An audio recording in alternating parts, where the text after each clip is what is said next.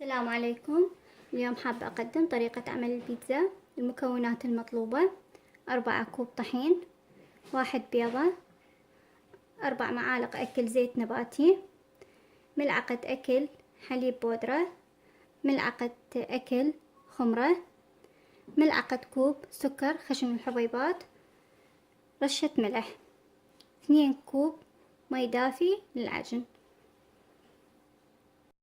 هسه راح اخلط المواد. طبعا هاي كلها راح اخلطها سوا بالشكل هذا.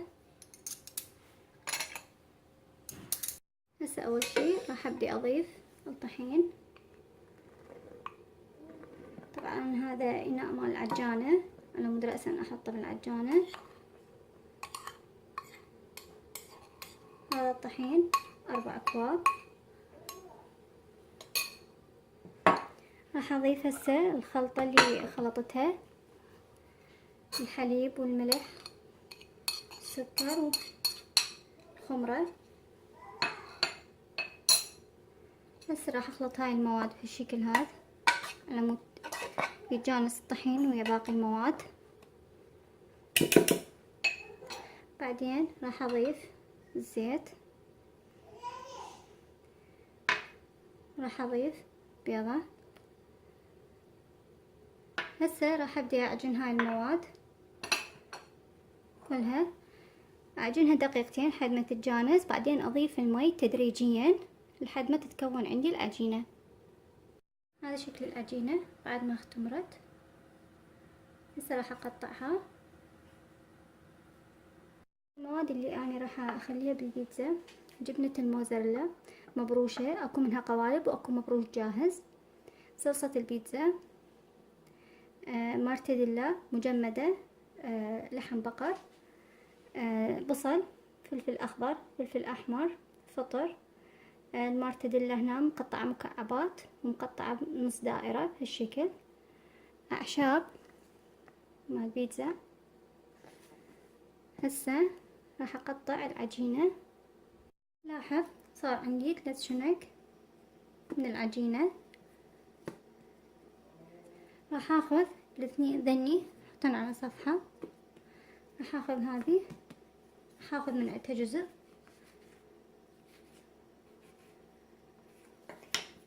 بهالشكل، احطه على صفحة، اسويها هاي شكل دائرة، واتركها 10 دقائق ترتاح العجينة. بعدين افردها. هسه راح اخذ هذين القطع اللي اخذتهن من البيتزا، افردهن بالشكل هذا،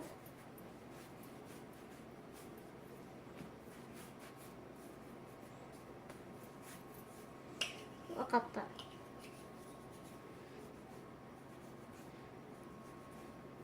لازم احجامهن مقاربة.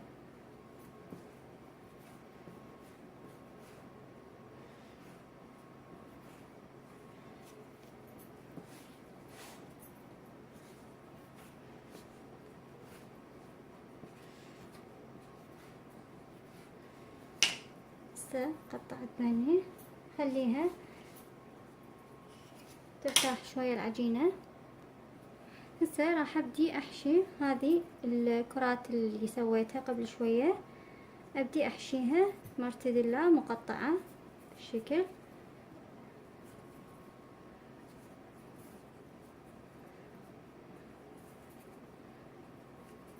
كل الكرات اللي سويتها ثاني الصغار احشيهن.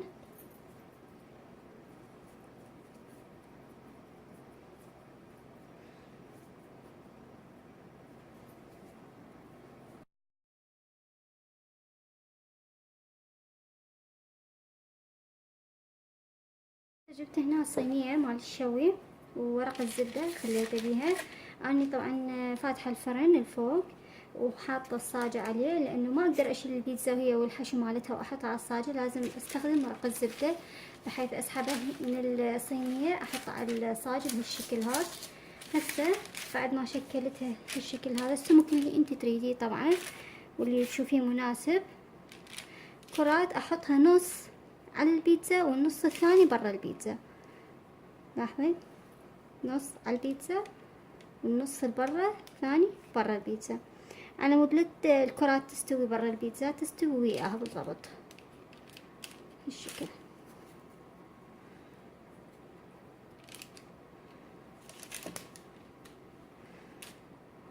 تقدرين تحطين مسافة لان هي اصلا هم راح تختمر بالفرن، يكبر حجمها شوية.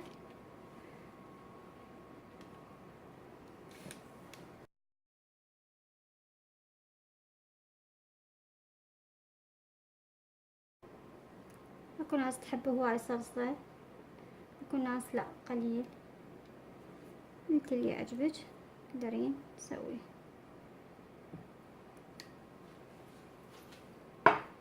صراحة بدي ارش شوي من الاعشاب، هاي اعشاب طعمها كلش طيب.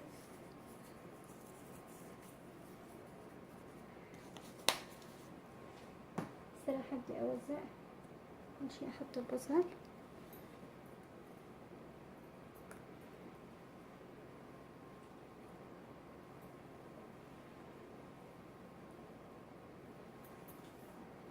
بعدين احط الفلفل الاحمر، اذا ما متوفر عندك الاحمر ماكو مشكلة، يعني احطه على مود اللون شلون فطر.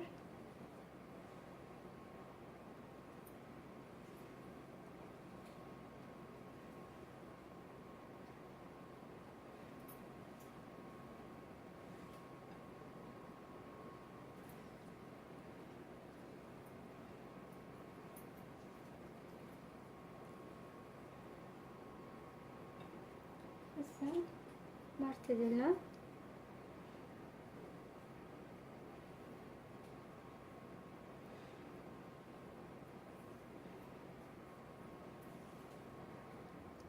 اضطريت اقطع العود مال الفطر على مود يصير مجال باقي الخضروات. صراحة نحط الجبن حسب انتي اللي تحبيه، تحبين هواي تحبين قليل.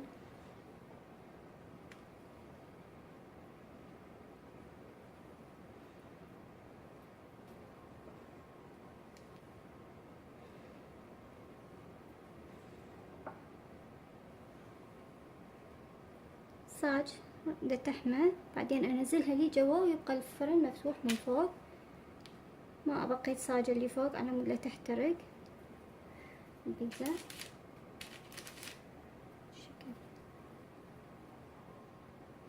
ممكن تضيف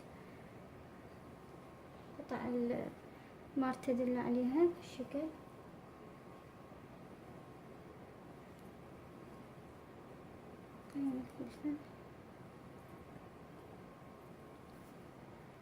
هسه بعد ما انتهيت راح ادخلها بالفرن واشويها. طبعا انا فاتحة الفرن على العالي من فوق، راح احطها لي جوا على الصاجة واشويها. راقبيها من 10 دقائق 15 دقيقة ممكن تجهز.